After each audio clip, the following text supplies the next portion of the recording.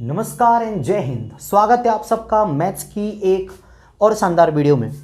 आज की इस क्लास में हम एक्सरसाइज 13.1 के क्वेश्चन नंबर 7 से आगे के क्वेश्चंस करेंगे। क्वेश्चन नंबर 7 में क्या कह रहा है बेटा, वो हमसे 2 कॉइन्स आर टॉस्ड वंस, मतलब 2 कॉइन हमने एक साथ टॉस कर दिए। तो देखो बेटा सैंपल स्पेस क्या मिलेगा, एस बराबर 2 कॉइन टॉस करने पर हेड हेड आ सकता है, हेड टेल आ सकता है, टेल हेड आ सकता है और टेल टेल आ सकता है। ठीक है, तो 2 कॉइन हमने एक साथ टॉस कर दिए। ठीक है, अब इस क्वेश्चन के 2 पार्ट हैं। 7 क्वेश्चन के कितने पार्ट हैं? 2। पहले पार्ट में ई दे रखा है ये और एफ दे रखा है ये।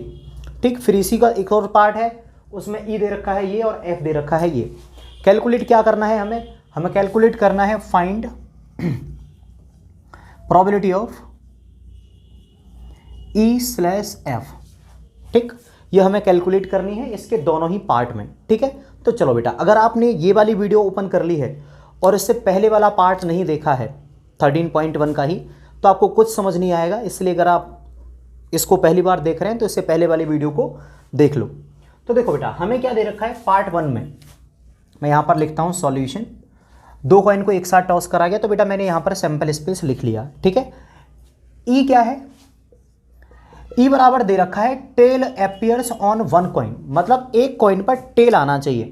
तो देखो बेटा यहां पर एक कॉइन पर टेल कहां आया, यहां पर हेड टेल और टेल हेड, मतलब यहां पर भी एक टेल है और यहां पर भी एक टेल है। यहां पर देखोगे तो कोई टेल नहीं है, यहां पर देखोगे तो 2 टेल हैं। तो उसने कहा ना टेल अपीयर्स और 1 कॉइन, तो ये वाला केस ये 2 ही है जहां पर टेल केवल एक बार आता है। फिर एफ के अंदर क्या कह रहा है, एफ कह रहा है 1 कॉइन शोज हेड, एक कॉइन पर हेड आना चाहिए। तो देखो बेटा एफ के अंदर क्या आएगा, एक कॉइन पर हेड आना चाहिए। यहां पर तो दोनों हेड आ गए, यहां पर एक कॉइन पर हेड है, यहां पर भी एक कॉइन पर हेड है, लेकिन यहां पर दोनों टेल आ गए, तो ये दोनों ही हमारे फेवर में। तो एच टी और टी एच, तो ई लिख लिया जहां पर एक टेल आ रहा है, एफ लिख लिया जहां पर एक हेड आ रहा है। क्लियर है? हमसे पूछा क्या है, हमसे पूछा है ई स्लैश एफ। तो देखो आप सभी को पता है कि probability of E slash F बराबर क्या रहता है, ऊपर आती है प्रोबेबिलिटी, इसका फॉर्मूला है बेटा probability of E intersection F upon probability of, बाद में क्या आ रहा है एफ। सही है, तो बेटा मैं इन दोनों का इंटरसेक्शन और निकालूंगा, तो ई इंटरसेक्शन एफ बराबर क्या आ जाएगा, इन दोनों में तो देखो बेटा ई और एफ में क्या क्या कॉमन है, ये दोनों ही कॉमन है, तो मैंने लिख दिया H T comma T H, क्योंकि ई और एफ में ये दोनों के दोनों ही कॉमन है, तो मैंने कॉमन में भी यही सब लिख दिया। सही है, अब देखो बेटा ई इंटरसेक्शन एफ की प्रोबेबिलिटी क्या होगी, तो देखो ई इंटरसेक्शन एफ में 2 एलिमेंट हैं और टोटल कितने थे 4, तो 2/4। और एफ की प्रोबेबिलिटी क्या होगी, एफ के अंदर 2 एलिमेंट है, टोटल में कितने थे 4, तो 2/4। अब सिंप्लीफाई करेंगे तो 4 से 4 कटेगा, 2 से 2 कटेगा, आंसर आ जाएगा 1। तो बिल्कुल पी ई स्लैश एफ इसकी वैल्यू क्या आ जाएगी 1, पार्ट 1 के लिए। क्लियर है? तो क्वेश्चन नंबर 7 का पहला पार्ट हमने कर दिया और ये यहाँ पर लिखा हुआ है। अब बेटा मैं चलता हूँ सेकंड वाले पार्ट पर। ठीक, ये था हमारा पहला पार्ट। अब सेकंड वाले पार्ट को देखते हैं। सेकंड वाले पार्ट में ई बराबर क्या लिखा हुआ है, नो टेल अपीयर्स, मतलब कोई भी टेल नहीं आती, नो टेल अपीयर्स, कोई भी टेल नहीं आएगी। तो देखो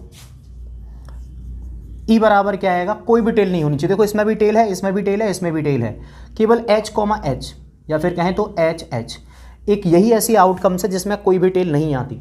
फिर आगे एफ में क्या दे रखा है, नो हेड अपीयर्स, तो देखो इसमें भी हेड है, इसमें हेड है, इसमें हेड है, केवल यहीं पर हेड नहीं है, तो हेड कॉमा हेड, तो ई लिख लिया, एफ लिख लिया। पूछा क्या है ई स्लैश एफ, तो देखो probability of E slash F, formula क्या रहता है बेटा इसका, ऊपर आएगा दोनों का इंटरसेक्शन, तो ई इंटरसेक्शन एफ, नीचे क्या आएगा बाद वाले की प्रोबेबिलिटी, प्रोबेबिलिटी ऑफ एफ। आप कहोगे सर ई इंटरसेक्शन एफ तो हमारे पास है ही नहीं, चलो बेटा निकालते हैं। तो ई इंटरसेक्शन एफ, दोनों में कुछ भी कॉमन है, कुछ भी नहीं, तो इसका आंसर क्या आ जाएगा, बिल्कुल खाली, एम्प्टी सेट कहते हैं इसको हम। तो देखो बेटा ई इंटरसेक्शन एफ में कुछ भी नहीं आया। अब ई इंटरसेक्शन एफ की प्रोबेबिलिटी क्या होगी, ई इंटरसेक्शन एफ के अंदर है 0 एलिमेंट, टोटल में थे 4 एलिमेंट सैंपल स्पेस में, तो 0/4 अपॉन एफ की प्रोबेबिलिटी क्या होगी, एफ की प्रोबेबिलिटी एफ के अंदर है 1 एलिमेंट और अपॉन में कितने हैं 4, तो 1/4, 4 से 4 कट गया, 0.1, आंसर कितना आ गया 0। तो देखो बेटा यहाँ पर सेकंड पार्ट के लिए हमारे ई स्लैश एफ की प्रोबेबिलिटी कितनी आ गई 0, और पहले वाले पार्ट के लिए ई स्लैश एफ की प्रोबेबिलिटी कितनी आ गई 1। ठीक है, बात समझ में आ गई होगी। मैं एक बार फिर से कहूँगा, ये वाला क्वेश्चन बेटा आप तभी देखना जब आप एक्सरसाइज 13.1 का पार्ट 1 देख लो, अदरवाइज कुछ भी समझ नहीं आएगा, क्योंकि इसके मैंने सारे कंसेप्ट उसी वीडियो में कराए थे। ठीक है, तो मेक श्योर इस वाली वीडियो को देखने से पहले आप पार्ट 1 जरूर देख लें, जिसमें मैंने क्वेश्चन नंबर 1 से 6 तक के क्वेश्चंस कराए हैं। आगे चलते हैं। क्वेश्चन नंबर 8 क्या कह रहा है बेटा वो इसमें हमसे, अ डाई इज थ्रोन 3 टाइम्स। एक डाई को 3 बार फेंका गया। देखो बेटा एक डाई को अगर एक बार फेंका जाए तो आउटकम्स आती हैं 1 2 3 4 5 6, मतलब 6 आउटकम्स आती हैं। अगर एक डाई को 2 बार फेंकोगे तो 6 गुना 6 36 आउटकम्स आती हैं, और अगर एक डाई को 3 बार फेंकोगे तो 6 गुना 6 गुना 6 216 आउटकम्स आएंगी। तो सॉल्यूशन की जब मैं बात करूं, सैंपल स्पेस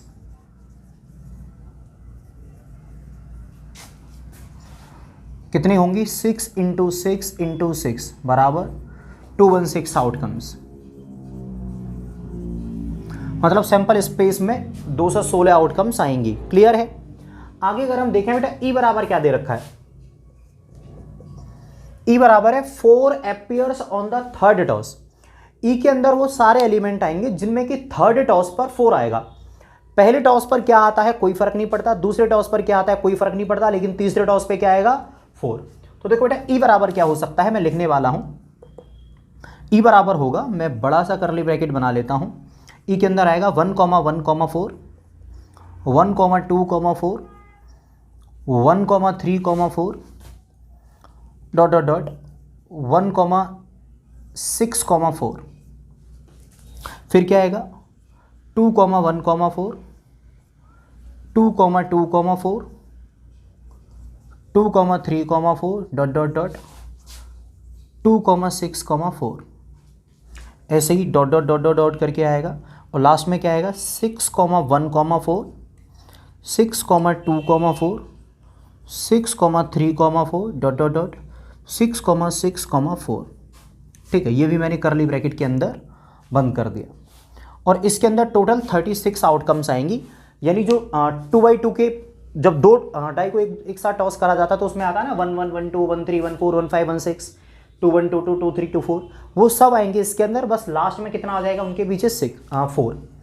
लास्ट में कितना आ जाएगा उनके पीछे 4, क्योंकि उसने क्या कहा है कि 4 appears on the third toss, तीसरे टॉस पर 4 चाहिए। शुरुआत में क्या लिखा हुआ है इसको कोई फर्क नहीं पड़ता, तो यहां पर मैंने जो भी लिखे हुए हैं सब में लास्ट में कितना लिखा हुआ है 4। क्लियर है। आगे क्या कह रहा है, एफ के अंदर, एफ में क्या आ रहा है, एफ में आ रहा है 6 and 5 appears respectively on first 2 tosses. E के एफ के अंदर आएगा कि पहले और दूसरे पर 6 और 5 आना चाहिए, तीसरे पर क्या आता है उसको कोई फर्क नहीं पड़ता।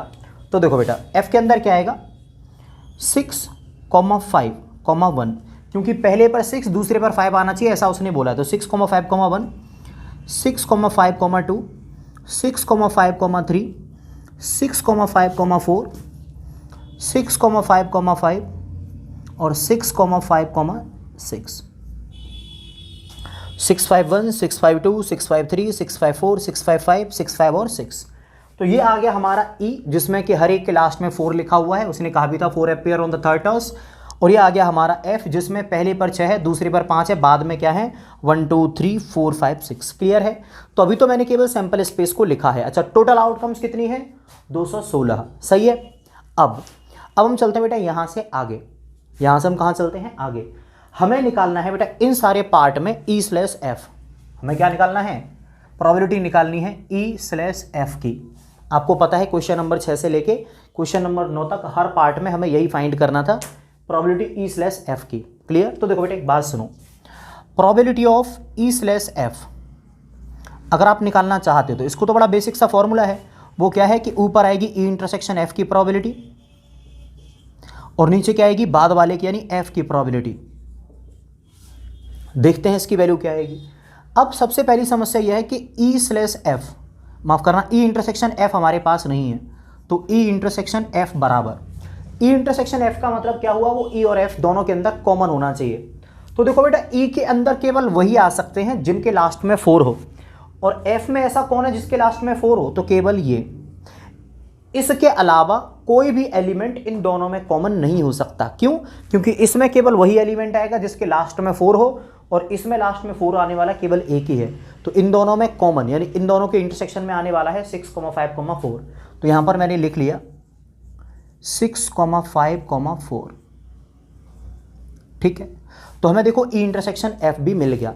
अब बेटा मैं इसको सवाल को कर देता हूं। ई इंटरसेक्शन एफ की प्रोबेबिलिटी, ई इंटरसेक्शन एफ के अंदर कितने एलिमेंट है? केवल एक, और टोटल आउटकम्स कितनी थी? 216। तो बेटा इसकी प्रोबेबिलिटी कितनी हो जाएगी? 1/216। तो यहां पर मैंने लिख दिया 1/216 upon probability of F. F की प्रोबेबिलिटी, एफ के अंदर अगर आप देखोगे कितने हैं? 1, 2, 3, 4, 5, 6 आउटकम्स हैं, और टोटल कितनी है? 216। तो एफ की प्रोबेबिलिटी कितनी हो गई? 6/216। तो यहां पर मैंने लिख दिया 6/216। 216 से 216 कट गए, आंसर कितना आ गया? 1/6। क्लियर? इसी के साथ क्वेश्चन नंबर 8 हो गया हमारा ओवर। आपको कोई दिक्कत नहीं होनी चाहिए। हम आगे चलते हैं 9 पर। क्वेश्चन नंबर 8 के बाद बारी है बेटा क्वेश्चन नंबर 9 की। 9 में कह रहा है मदर, फादर एंड सन, यानी माँ, पिता और बेटा, ये तीनों के तीनों line up at a random for a family picture. ये फैमिली फोटो खिंचाने के लिए तीनों लाइन में खड़े हो जाते हैं। मदर, फादर और सन ये एक लाइन में खड़े हो जाते हैं क्योंकि उन तीनों का एक फैमिली फोटो होना है। ठीक है, अब आगे हमसे कह रहा है कि ई में क्या, किस चीज को रिप्रेजेंट कर रहे हैं हम? सन ऑन दी वन साइड, और एफ किस चीज को रिप्रेजेंट कर रहा है? Father in the middle. ठीक है, और हमें कैलकुलेट क्या करना है? E/F। उसने एक्सरसाइज में शुरुआत में ही बोल दिया कि क्वेश्चन नंबर 6 से लेके 9 तक आपको E/F ही निकालना है। तो चलो बेटा मैं इसको करता हूं सॉल्यूशन। सबसे पहले मैं लिखूंगा सैंपल स्पेस। सैंपल स्पेस में क्या आएगा? सैंपल स्पेस के अंदर वो वाले एलिमेंट, मतलब वो सारी पॉसिबिलिटी आएंगी जिन पॉसिबिलिटीज में मदर, फादर और सन एक लाइन में खड़े हो सकते हैं। तो देखते हैं मदर, फादर और सन को एक लाइन में खड़े होने के कितने तरीके हैं। तो हमने मान लिया कि हो सकता है मदर जो है वो बीच में रही हो, इस तरफ फादर और इस तरफ सन। अब इसका उल्टा भी हो सकता है कि मदर बीच में रही हो, सन उधर और फादर इधर, तो सन इधर और फादर इधर। ये हो गए 2 तरीके। अब हो सकता है बीच में मदर ना होके बीच में सन आ जाए। अगर सन बीच में आ गया तो हो सकता है मदर इधर और फादर इधर, और इसका उल्टा भी हो सकता है कि सन बीच में, फादर इस साइड में और मदर इस साइड में, तो फादर और मदर। ठीक है, बीच में मदर भी आ चुकी हैं, बीच में सन भी आ चुका है, बीच में फादर भी तो हो सकता है। तो हो सकता है फादर रहे बीच में, मदर इधर और सन इधर, और एक तरीका ये भी हो सकता है कि फादर बीच में, सन इधर और मदर इधर। देखो टोटल ये 6 पॉसिबल आउटकम्स हो सकती हैं जिस तरीके से कि 3 लोग खड़े हो सकते हैं, मदर, फादर और सन। वो जब फैमिली फोटो के लिए खड़े होंगे तो ये 6 तरीके ही पॉसिबल हैं जो यहाँ पर हमने लिखे हुए हैं। क्लियर है? अब ई क्या है? सन ऑन वन साइड। ई वो है जिसमें कि सन वन साइड में आता हो। तो देखो बेटा इसमें जो सन है वो एक साइड में आ रहा है, FMS। इसमें भी सन एक साइड में आ रहा है, SMF। इसमें सन बीच में आ गया, इसमें सन बीच में आ गया, इधर भी सन साइड में आया है, तो मदर, फादर, सन। इसमें भी सन एक साइड में ही आया है, तो सन, फादर और मदर। तो ई कह रहा था कि जो सन है वो एक साइड में आए, तो ये वाली आउटकम्स हैं जिनमें सन एक साइड में आ रहा है। फिर आगे कह रहा है F, father in the middle. तो एफ क्या है? Father in the middle. तो देखो फादर अपन को मिडिल में चाहिए, तो देखो यहाँ मदर मिडिल में थी, यहाँ पर सन मिडिल में था, फादर बेटा इन दोनों में है मिडिल में, तो इन दोनों को लिख लेता हूँ मैं, मदर, फादर, सन, और सन, फादर और मदर। ठीक, तो देखो बेटा मैंने इसकी मदद से सैंपल स्पेस में से ई को भी लिख लिया और एफ को भी लिख लिया। हमें कैलकुलेट क्या करना है? हमें प्रोबेबिलिटी निकालनी है E/F की। फॉर्मूला क्या कहता है? फॉर्मूला कहता है कि ऊपर आ जाएगी प्रोबेबिलिटी E इंटरसेक्शन F की, और नीचे आ जाएगी प्रोबेबिलिटी बाद वाली वैल्यू यानी कि F की। क्लियर है? तो F तो हमें पहले से ही दे रखा है, हमें E इंटरसेक्शन F चाहिए, तो E इंटरसेक्शन F। दिखता है बेटा इन दोनों में क्या क्या कॉमन है, तो MFS, इसमें कहीं दिख नहीं रहा मुझे MFS ये कॉमन है, और एक SFM, तो बिल्कुल ये दोनों ही इसमें कॉमन है, तो इन दोनों को बेटा मैं लिख ले रहा हूँ, ये रहे, ये इसमें ये रहा, ये वाला इसमें ये रहा, तो कॉमन में क्या आ गए? ये दोनों एलिमेंट, तो MFS और S, F और M। क्लियर है? अब जरा प्रोबेबिलिटी निकालते हैं। तो देखो प्रोबेबिलिटी निकालनी है ई इंटरसेक्शन एफ की, ई और एफ के इंटरसेक्शन की प्रोबेबिलिटी। ई इंटरसेक्शन एफ में कितने एलिमेंट हैं? 2, टोटल में कितने हैं? 6। तो प्रोबेबिलिटी कितनी आ गई ई इंटरसेक्शन एफ की? 2/6।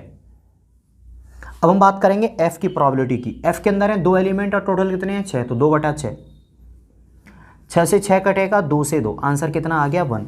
तो हमारी ई/एफ की वैल्यू कितनी आ गई? 1। ठीक है, क्वेश्चन नंबर 9 हो गया। 10 पर चलते हैं। है क्वेश्चन नंबर 10 की। हमसे क्या कह रहे हैं? A black and a red dice are rolled. मतलब हमने 2 डाई को फेंका एक साथ। एक डाई पर क्या आ रहा था हमारा? एक डाई का कलर था ब्लैक और दूसरी वाली डाई का कलर था रेड। आप ऐसे मान लो कि जो पहली वाली डाई है जिस पर क्या आया 1, ये रेड है, और जो दूसरी वाली डाई जिस पर क्या आया है 1, वो कैसी है? ब्लैक है। ठीक है, ना ना ना, उल्टा बोल दिया मैंने। जो पहले वाली डाई है उस पर आ गया ब्लैक और जो दूसरी वाली डाई है वो है हमारी रेड। ये ब्लैक कलर की, ये रेड कलर की। ठीक है, 2 डाइस हमने फेंकी। अब दोनों पर 1 1 आ सकता है। जैसे यहाँ पर लिखा हुआ है 3,6, तो 3 आया है ब्लैक पे और 6 आया है रेड पे। क्यों? क्योंकि पहली वाली डाई हमारी ब्लैक कलर की है, दूसरी वाली डाई हमारी रेड कलर की है। तो जो 6 आया है ये आया रेड पर और ब्लैक पर, और जो 1 आया है ये किस पर आया? रेड पर। ये कुछ इस तरीके का कॉम्बिनेशन है। तो एक ब्लैक डाई को फेंका और एक रेड डाई को फेंका हमने। ठीक है, जो सैंपल स्पेस आएगा वो मैंने यहां पर लिख दिया है लाइन लगा के। ठीक है, अब इस क्वेश्चन के 2 पार्ट हैं, तो हम दोनों पार्ट को अलग अलग करेंगे। पहले पार्ट को कर लेंगे, उसका आंसर निकाल देंगे, फिर दूसरे वाले पार्ट को करेंगे। पहले वाले पार्ट में क्या कह रहा है? Find the conditional probability of obtaining a sum. यानी हमें कंडीशनल प्रोबेबिलिटी निकालनी है किसकी? Of obtaining a sum greater than 9। मतलब हमें इस चीज की प्रोबेबिलिटी निकालनी है कि जो दोनों डाइस पर नंबर आता है उन नंबर्स का सम क्या है? 9 से ज़्यादा है। तो देखो, जिस चीज़ की हमें प्रोबेबिलिटी निकालनी होती है उसको हम कहते हैं ई। हमें ई की प्रोबेबिलिटी निकालनी है, और जिस चीज़ की प्रोबेबिलिटी निकालने के लिए उन्होंने बोला है वो क्या है? हमें एक ऐसा नंबर चाहिए जिस पर जो दोनों डाइस का सम है वो कितना आना चाहिए? 9। सम कितना चाहिए हमको? 9। तो देखो, इनमें से किसी का सम 9 होने वाला नहीं है, इनमें से भी किसी का भी सम 9 से ज़्यादा नहीं होने वाला, यहाँ पर भी किसी का भी सम 9 से ज़्यादा नहीं होने वाला। यहाँ पर सम 9 हो जाता है, हमको चाहिए ग्रेटर देन 9। तो जो सबसे पहले ग्रेटर देन 9 सम है वो यहाँ मिलता है। यहाँ पर जो सम है 4 और 6 का 10 आएगा, ये ग्रेटर देन 9 है। और सम ग्रेटर देन 9 कहाँ होता है? सम ग्रेटर देन 9 यहाँ होगा, यहाँ होगा, और कहाँ पर होगा? यहाँ पर, यहाँ पर और यहाँ पर। तो जिनके नीचे मैंने रेड कलर में मार्क बनाया हुआ है ये वो आउटकम्स हैं जहाँ पर जो सम है डाइस पर आने वाले नंबर का वो ग्रेटर देन 9 हो जाता है। ठीक है, तो चलो मैं लिख लेता हूं। एक कौन हो गया? 4,6, दूसरा कौन हो गया? 5,5, तीसरा कौन हो गया? 5,6, आगे कौन हो गया? 6,4, आगे कौन हो गया? 6,5, आगे कौन आ गया? 6,6। तो ये वो आउटकम्स हैं जहां पर डाइस का जो नंबर्स का सम है वो कितना है? Greater than 9। क्लियर है? ठीक। और उसने हमसे इसी चीज़ की प्रोबेबिलिटी पूछी थी कि जो सम है वो ग्रेटर देन 9 आएगा, इस बात की प्रोबेबिलिटी क्या होगी। लेकिन एक कंडीशन भी लगा रखी है। कंडीशन क्या है? Given that black die resulted in a 5। मतलब इस चीज़ की कंडीशन है कि जो ब्लैक डाई है उस पर 5 ही आएगा। ठीक है, अब ब्लैक डाई कौन सी है? पहली वाली डाई। तो हमें एक कंडीशन दे रखी है कि जो ब्लैक डाई है उस पर 5 आएगा, मतलब पहली वाली डाई पर 5 ही आएगा। तो F बराबर क्या होगा? F यानी जिस चीज़ की हमें प्रोबेबिलिटी दे रखी है तो F हो जाएगा कि पहली वाली डाई पर 5 आएगा। तो क्या हो जाएगा? 5,1, 5,2, 5,3, 5,4, 5,5 और 5,6। ध्यान से देखना, हमें प्रोबेबिलिटी किस चीज़ की पूछी है कि दोनों डाई पर आने वाले नंबर का जो सम है वो 9 से ज़्यादा हो। तो देखो यहाँ पर इन सब का जो सम है वो 9 से ज़्यादा होगा। जबकि हमें देख किस चीज़ की प्रोबेबिलिटी दे रखी है? हमें प्रोबेबिलिटी दे रखी है कि जो पहली वाली डाई है, जो ब्लैक कलर की डाई है, उस पर 5 आएगा। तो 5,1, 5,2, 5,3, 5,4, 5,5 और 5,6। तो ये हो गए ई जिसकी हमें प्रोबेबिलिटी पूछी है। ये हो गया हमारा एफ जिसकी प्रोबेबिलिटी हमें दे रखी है। पूछी क्या है? Conditional probability. हमसे पूछी है प्रोबेबिलिटी ई/एफ। हमसे किस चीज़ की प्रोबेबिलिटी पूछी है? हमसे वो प्रोबेबिलिटी पूछ रहा है ई/एफ। इसको हम कहते हैं कंडीशनल प्रोबेबिलिटी, मतलब ई के होने की प्रोबेबिलिटी जबकि एफ पहले ही हो चुका है। Probability of event E when event F has already occurred. बेटा इसका फॉर्मूला होता है, क्या होता है? ऊपर आता है दोनों का इंटरसेक्शन, तो ई इंटरसेक्शन एफ। नीचे क्या आ जाता है, बाद वाले यानी एफ का प्रोबेबिलिटी, तो प्रोबेबिलिटी ऑफ एफ। यहाँ पर आपको एफ क्लियरली दिख रहा है, ई क्लियरली दिख रहा है, लेकिन ई इंटरसेक्शन एफ नहीं है, तो बेटा मैं उसको लिख लेता हूँ ई इंटरसेक्शन एफ बराबर, इन दोनों में जो कॉमन होगा उसको हम ई इंटरसेक्शन एफ कहेंगे। तो देखो बेटा इन दोनों में कॉमन क्या है, 5,5 इधर भी है, इधर भी है, 5,6 इधर भी है और इधर भी है, और कुछ इसमें मुझे कॉमन नहीं दिख रहा, तो दो हो गए, एक तो 5,5 और एक 5,6। क्लियर है। अब बेटा मैं वैल्यू डाल देता हूँ उसमें। ई इंटरसेक्शन एफ की प्रोबेबिलिटी क्या होगी, देखो इसके अंदर दो एलिमेंट है और टोटल है 36, तो ई इंटरसेक्शन एफ की प्रोबेबिलिटी हो जाएगी 2/36। तो जब मैं वैल्यू डालूंगा ना यहाँ पर इसकी जगह पे, तो कितना मिलेगा 2/36 अपॉन एफ की प्रोबेबिलिटी। एफ के अंदर कितने एलिमेंट हैं, 1 2 3 4 5 6, तो एफ की प्रोबेबिलिटी कितनी होगी 6/36, तो इसके आ गया 6/36। ये हो गई इंटरसेक्शन की प्रोबेबिलिटी, ये हो गई एफ की प्रोबेबिलिटी। 6 से 6 कटेगा, 2/6, 2 से सिंप्लीफाई करूंगा तो कितना मिलेगा 1/3, तो ई स्लेस एफ की प्रोबेबिलिटी कितनी आ गई 1/3। समझ में आ गया होगा, नहीं आया तो आप रिपीट करके देख लो। मैं चलता हूँ बेटा क्वेश्चन नंबर 10 के सेकंड पार्ट पर, आप स्क्रीनशॉट ले लो। तो क्वेश्चन नंबर 10 का पहला पार्ट हमने कर लिया, अब हम सेकंड पार्ट पर चलते हैं। सेकंड पार्ट में क्या कह रहा है वो हमसे कि वही सेम दो डाई टॉस करी है, पहली वाली ब्लैक है, दूसरी वाली रेड कलर की है। हमें प्रोबेबिलिटी निकालनी है, कंडीशनल प्रोबेबिलिटी, किस चीज़ की, find the conditional probability of obtaining the sum 8। Sum कितना आना चाहिए 8, ठीक है। गिवन दैट, दे क्या रखा है, red die resulted in a number less than 4, जो रेड डाई है उस पर जो 4 है उससे कम नंबर आना चाहिए। तो सबसे पहली बात प्रोबेबिलिटी पूछी किस चीज की है, ई, जिसके में प्रोबेबिलिटी पूछी होती है उसको हम ई से रिप्रेजेंट करते हैं। तो उसने कहा है कि जो दोनों डाइस पर नंबर है उसका सम आना चाहिए 8। तो देखते हैं बेटा सम 8 कहाँ कहाँ पर है, तो क्या इनमें किसी का भी सम 8 है, यहाँ पर 7 ही हो पा रहा है, यहाँ पर सम 8 हो रहा है इन दोनों का, तो बिल्कुल ये हमारे फेवर में है। और सम 8 कहाँ पर हो रहा है, ये 5 6 7 8, यहाँ पर भी सम 8 हो रहा है, यहाँ पर 9 हो गया, यहाँ पर भी सम 8 हो रहा है, ये 9 10, यहाँ पर भी सम 8 हो रहा है 5 और 3 का, यहाँ पर भी सम 8 हो रहा है।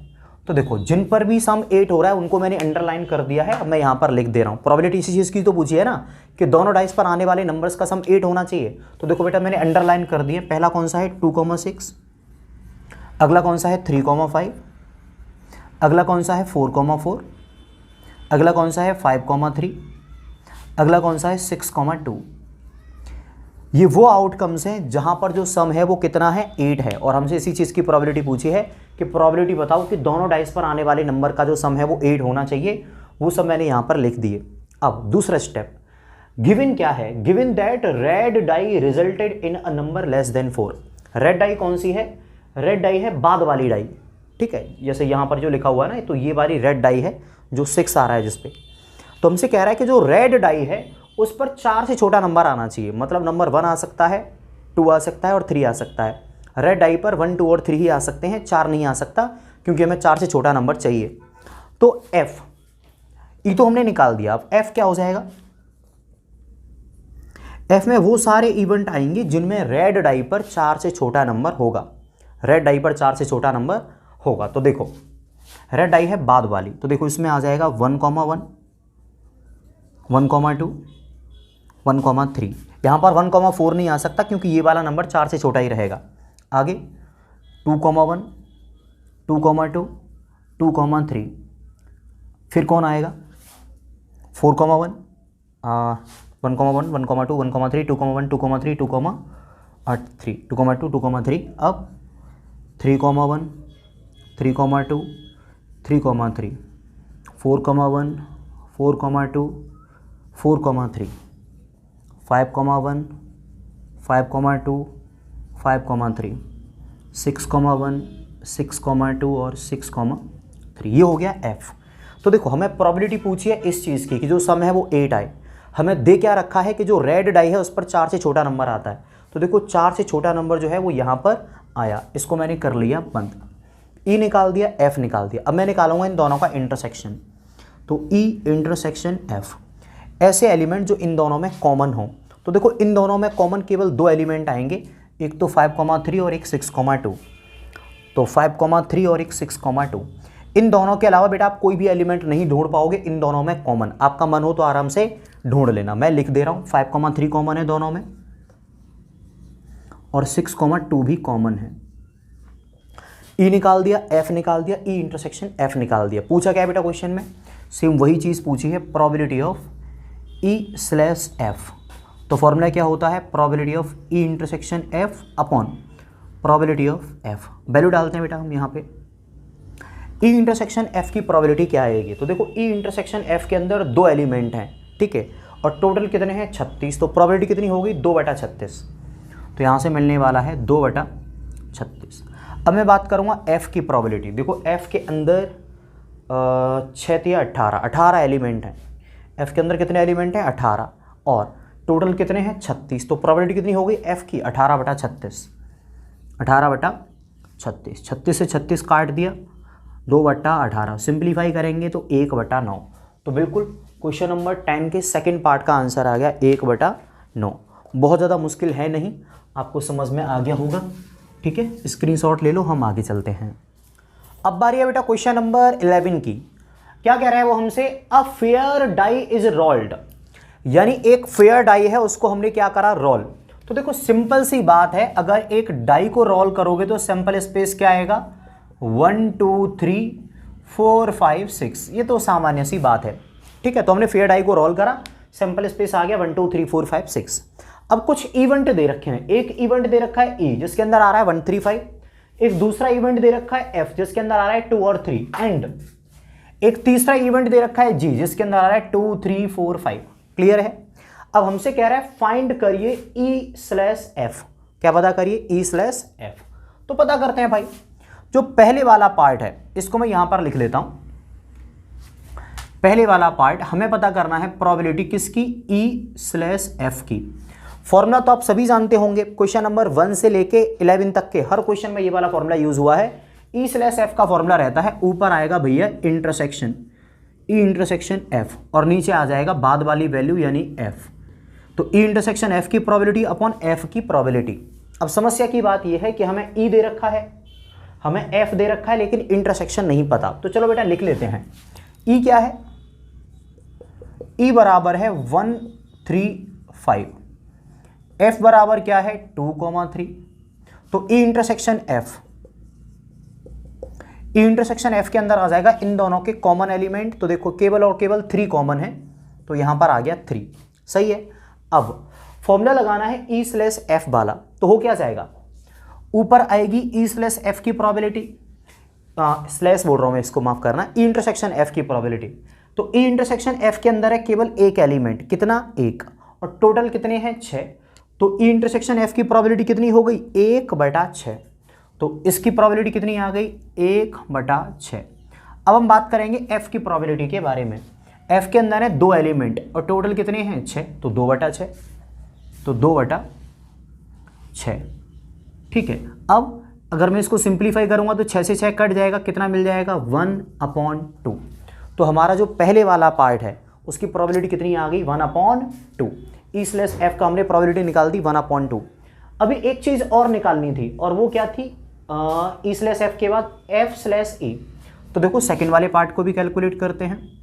Probability of F slash E, F slash E, तो होगा क्या? इसके फॉर्मूले में ऊपर आएगा दोनों का इंटरसेक्शन, तो ई इंटरसेक्शन एफ।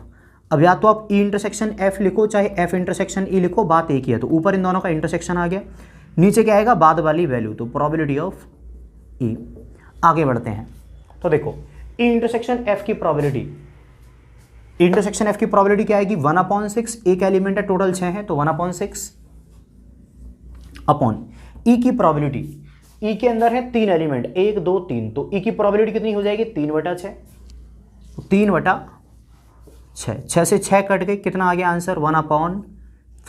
ठीक है। तो इस तरीके से हमने क्वेश्चन नंबर 11 का पहले वाला पार्ट निपटा दिया। ठीक है। पहले वाले पार्ट में 2 पार्ट थे, तो एक का आंसर आ गया 1/2 और दूसरे का आंसर आ गया 1/3। ठीक है। आप इसको स्क्रीनशॉट ले लो, हम सेकंड वाले पार्ट पर चलते हैं। तो देखो भैया सेकंड वाले पार्ट पर चलते हैं, इसको मैं मिटा दे रहा हूं। सेकंड वाले पार्ट की अगर मैं बात करूं तो यहां पर हमसे पूछा है E/G, तो प्रोबेबिलिटी ऑफ E/G फॉर्मूला क्या कहता है? फॉर्मूला कहता है ऊपर आएगा दोनों का इंटरसेक्शन, तो E इंटरसेक्शन G, नीचे आएगा बाद वाले की प्रोबेबिलिटी, तो प्रोबेबिलिटी ऑफ G। अब दुख की बात क्या है? दुख की बात यह है कि हमारे पास E और G का इंटरसेक्शन ही नहीं है, G और E का इंटरसेक्शन ही नहीं है। तो देखो बेटा हमारा G क्या है, ये रहा, G बराबर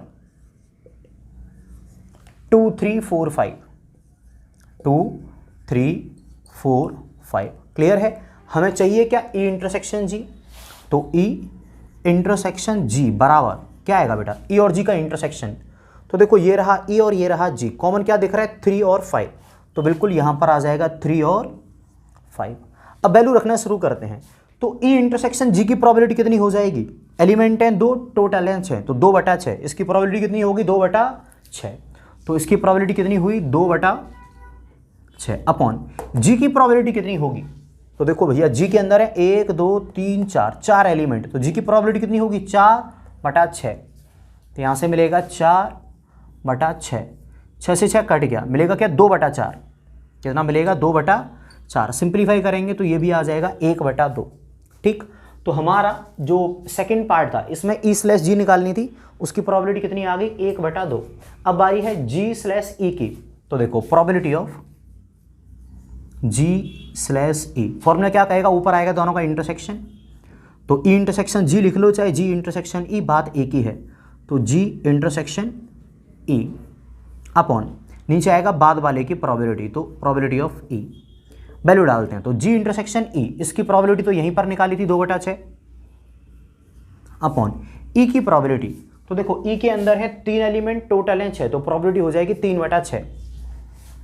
3/6, 6 से 6 को काट दिया, कितना आया? 2/3। इसको सिंप्लीफाई करा नहीं जा सकता, तो हमारे क्वेश्चन नंबर 11 का सेकंड वाला पार्ट ये भी हो गया कंप्लीट। ठीक है, आप स्क्रीनशॉट ले लो, हम इसको भी मिटाते हैं। अब 11वें क्वेश्चन का लास्ट पार्ट और रह गया है। इसमें हमसे कह रहा है लास्ट वाले पार्ट में कि आप वैल्यू निकाल दीजिए probability of E union F/G के साथ। तो फॉर्मूला क्या कहता है इसका? फॉर्मूला कहता है यूपर आएगा इन दोनों का इंटरसेक्शन, तो बिल्कुल प्रोबेबिलिटी आ जाएगी इन दोनों के इंटरसेक्शन की, तो E यूनियन F इसका इंटरसेक्शन G के साथ, इंटरसेक्शन G के साथ इसकी प्रोबेबिलिटी अपॉन में आता है जो बाद में आ रहा है G, इसकी प्रोबेबिलिटी। क्लियर? हमें ये निकालना था, तो हमारा फॉर्मूला क्या कहता है कि इन दोनों का आएगा इंटरसेक्शन, तो E यूनियन F का इंटरसेक्शन G के साथ, इसकी प्रोबेबिलिटी तो आएगी ऊपर और नीचे आएगा बाद वाली वैल्यू की प्रोबेबिलिटी। क्लियर है? अब देखो दिक्कत की बात क्या है, हमारे पास ये वाली वैल्यू नहीं है, तो सबसे पहले तो हम इसी को निकालेंगे। तो देखो बेटा मैं E यूनियन F निकालता हूं पहले। E मैं क्या लिख रहा हूं यहां पे? E यूनियन F और इसका इंटरसेक्शन किसके साथ? G के साथ। तो देखो क्या आएगा? E यूनियन F, E के एलिमेंट और F के एलिमेंट कंबाइंड, तो E और F के अंदर क्या आ जाएगा मिलके? E और F का यूनियन क्या हो जाएगा? 1, यहां से मिलेगा 2, यहां से मिलेगा 3 और यहां से मिलेगा 5। ये आ गया E यूनियन F और इसका इंटरसेक्शन किसके साथ? G के साथ। G के अंदर कौन है? 2 3 4 5, 2 3 4 और 5। दोनों के इंटरसेक्शन में कॉमन देखते हैं क्या क्या है, तो 2 3 5, 2 3 5 ये आ गए कॉमन। सही है। अब जरा हम वैल्यू डाल के आंसर निकालते हैं। तो देखो भाई प्रोबेबिलिटी निकालनी है E यूनियन F के इंटरसेक्शन, वो भी G के साथ। तो देखो P यूनियन F का इंटरसेक्शन G के साथ, उसके अंदर आ रहे हैं 3 एलिमेंट, तो उसकी प्रोबेबिलिटी क्या हो जाएगी? 3/6। तो ऊपर वाले इसकी प्रोबेबिलिटी कितनी आ गई? 3/6 अपॉन में G की प्रोबेबिलिटी। G के अंदर कितने हैं? 1 2 3 4, 4 एलिमेंट, टोटल कितने हैं? 6, तो अपॉन में कितना आ गया? 4/6। 6 से 6 को काट दिया तो 3/4। ये हमारा क्या आ गया? पहले वाले पार्ट का आंसर। ठीक है, अभी इसी क्वेश्चन का सेकंड पार्ट और बचा हुआ है, उसको और कर लेते हैं फटाफट से। सेकंड वाले पार्ट में हमें किस चीज़ की वैल्यू निकालनी थी? प्रोबेबिलिटी ऑफ, ये पहला था, हमें यहाँ पर प्रोबेबिलिटी निकालनी थी, probability of E intersection F slash G के साथ।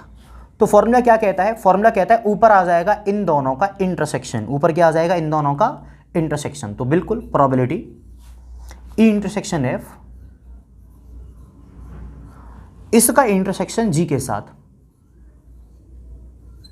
तो इन दोनों का इंटरसेक्शन जी के साथ, उसकी प्रोबेबिलिटी अपॉन जो बाद में आ रही है वैल्यू जी, इसकी प्रोबेबिलिटी, तो बाद में जो वैल्यू जी है इसकी प्रोबेबिलिटी भी आ जाएगी। चलो बेटा वैल्यू डालेंगे हम।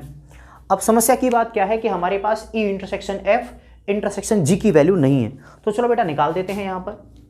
तो देखो हमें किसकी वैल्यू निकालनी है, ई इंटरसेक्शन एफ का इंटरसेक्शन जी के साथ। तो देखो ई इंटरसेक्शन एफ, ई और एफ में क्या क्या कॉमन है, ई और एफ दोनों में कॉमन दिख रहा है मुझको केवल 3, तो यहां पर आ जाएगा 3, और उसका इंटरसेक्शन जी के साथ, और जी में क्या क्या है 2 3 4 5, 2 3 4 और 5। अब इन दोनों में कॉमन क्या आ जाएगा, केवल और केवल 3 ही कॉमन है इन दोनों में, ठीक है। तो चलो बेटा प्रोबेबिलिटी निकालते हैं। तो इसकी प्रोबेबिलिटी क्या होगी, इस पूरे के अंदर केवल एक एलिमेंट है 3 और टोटल में कितने हैं 6, तो 1/6, तो यहां पर आ जाएगा 1/6 अपॉन नीचे आएगी जी की प्रोबेबिलिटी, जी की प्रोबेबिलिटी मैंने यहां पर भी निकाली थी 4/6, तो 4/6, 6 से 6 कट जाए कितना आएगा 1/4, तो बिल्कुल इसके सेकंड वाले पार्ट का आंसर आ गया 1/4, ठीक है। तो इसी के साथ हमारा क्वेश्चन नंबर 11 भी हो गया खत्म। बिल्कुल आपको हो सकता है इसने थोड़ा बहुत कंफ्यूज करा हो, तो आप एक सिंपल सा काम करिए, इस वाले क्वेश्चन को एक बार दोबारा से समझ लीजिए कि मैंने करा क्या है। जब आसानी से समझने की कोशिश करेंगे तो आ जाएगा, दिक्कत मत लीजिए। हम चलते हैं आगे।